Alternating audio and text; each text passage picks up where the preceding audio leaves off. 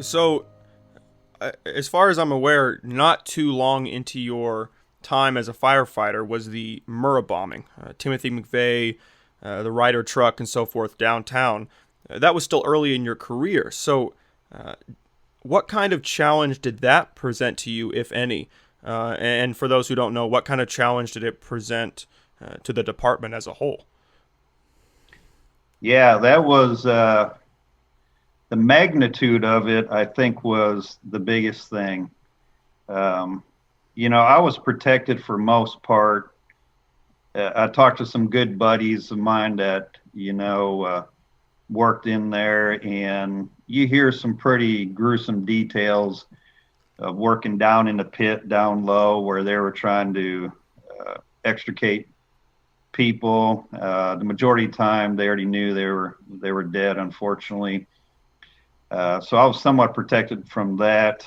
I did have to remove a gentleman I'll never forget because I always remember he had a black mustache and he had a wedding ring on. So whenever I went to the museum many years later, there was a few guys in that situation. I was always curious of who he was.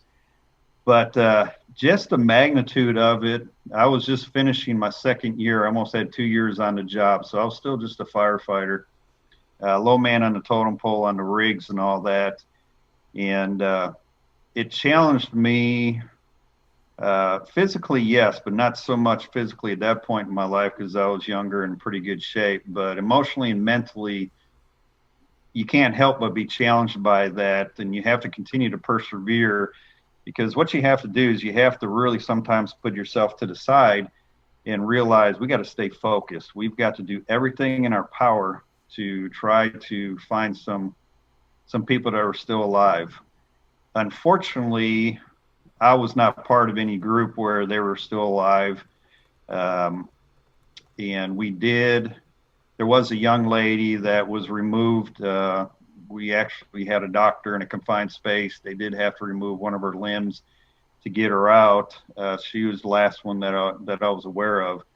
But now, since we knew that the chance of life was very slim, even though we held on to that hope for a couple of weeks, um, now we had to do everything we could to protect those bodies, those residents and citizens who are in this building the best that we could. And it was just about respect and dignity. Their families were struggling. We knew that. There was one incident where our assignment was just to go up to the ninth floor, which is the top floor, and we were told that's where ATF was located. And one of our objectives was if you see any personal effects, let's grab them, keep them in a location where family members could get them back. But the media in Oklahoma does a great job of informing.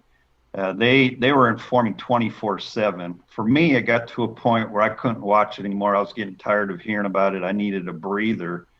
And when I look back many years later now, I believe I was very anxious. I had a high level of adrenaline. I didn't sleep very well. And because I'm still a young firefighter and I'm trying to do everything I possibly can, and I'll tell you because one little situation, it's not a big deal, but it kind of showed me that I was struggling a little bit was with your brother, Joey. I took him one of my days off. We just went to McDonald's to grab something to eat. And there was this lady in front of me and, the Happy Meals and all that. And she got a Happy Meal and we're literally, I don't know, 8-10 miles just north of the bomb site, and they're still doing the work down there. But I just needed to get away from the house, and we were going to grab something to eat. And there was a lady in front of me, and she literally was complaining about the toy that she got in her Happy Meal bag because her kid just needed one more toy to complete a set or something like that. And she was arguing with the lady from McDonald's, and I was standing behind her, and I ended up walking out with Joey because it bugged me so much that I'm like, do you not understand what's going on just down the road right here in this city? there's people hurting all over in this community, and you're complaining about a toy. And so that's when I realized I was getting a little irritable and things of that nature. But I kind of tuned into that later on. But it's easy to focus on the catastrophe of what happened and the hatred that Timothy and McVeigh had. But there was a couple words that came out of this called the Oklahoma Standard. And I remember talking to Chief Mars just not too long ago. He was our fire chief during the bombing. A lot of people thought it was Chief John Hanson. John Hanson was the guy you saw on TV most of the time because he was our public information officer. And he did a fantastic job, of trying to keep everybody uplifted, informing the media, things of that nature. But I'm losing track here a little bit. Oh, the Oklahoma Standard.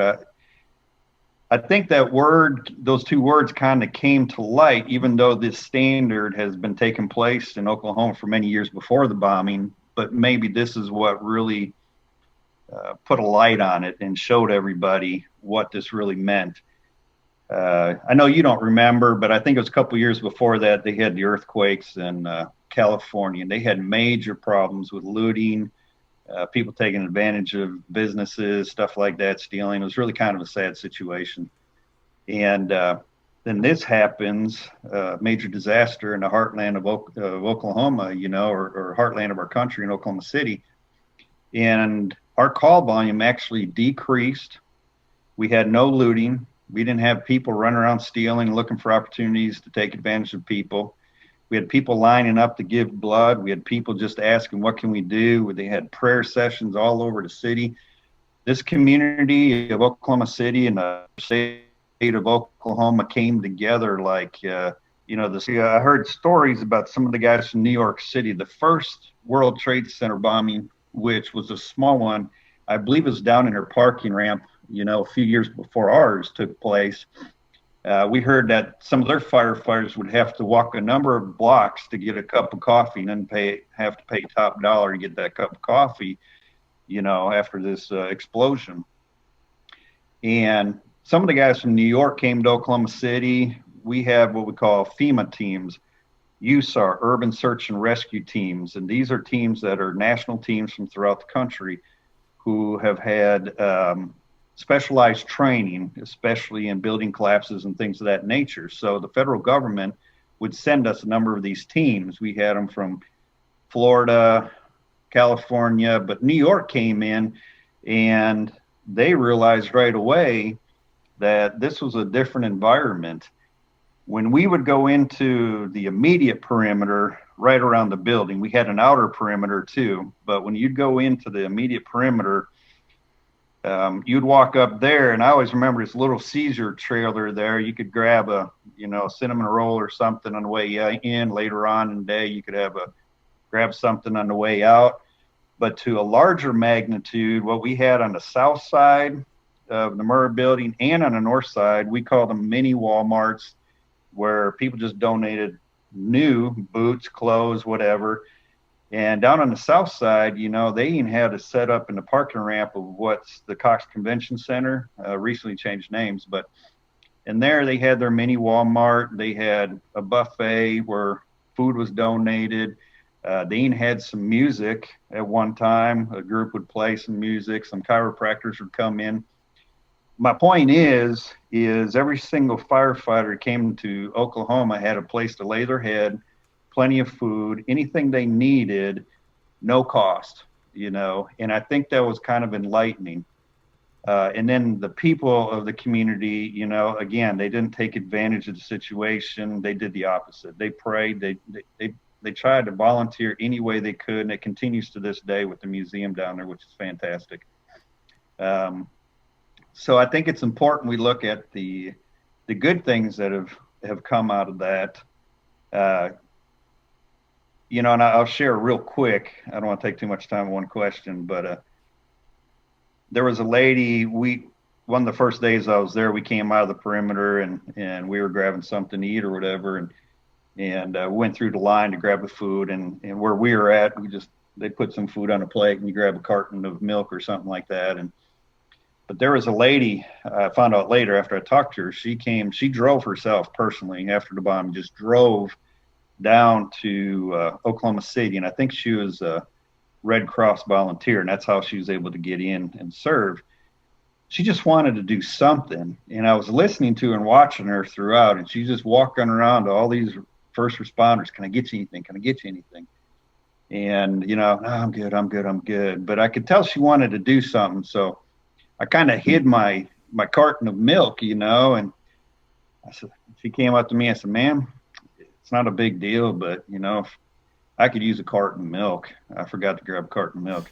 I'll get that for you. Let me get that for you.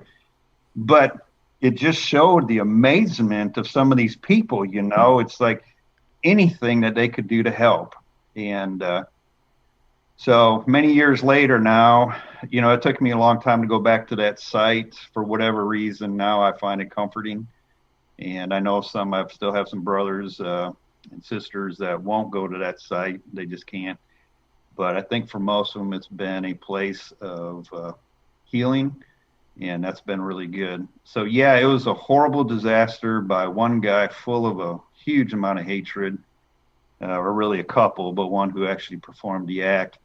But to see everybody come together and to pitch in, it was just there was a lot of good that came of it, too. And would you say that good, the memorial that's been remodeled and the 5Ks downtown and all of that is a lingering good even to this day? Absolutely. I can't imagine how many people like myself who will go there every once in a while. And it is a healing place. I think for me now, if you go there in the evening when it's getting kind of dark and they got the lights and the little reflective pool is so peaceful, to go there. But absolutely, and it's educational too. Schools from all over the state of Oklahoma go there to visit. They have part of the building set up for schools to do some interactive education, some STEM training. So they want these kids to understand. I think it's very important that they see, because now these kids, they weren't around when this happened, but it's important that they understand, what all went down, the evil, of course, but also the good that really has overpowered the evil. And you still see that today. But yeah, I would recommend, I know you're in Colorado, but if anybody ever finds their way to Oklahoma City, the museum, I have to admit, I was very impressed with. There was things in the museum that I didn't even know that was going on when I was down there. So I was very pleased and happy. And we were getting hit from international, all over the world. People were sending their love, their resources, and so it affected the whole world.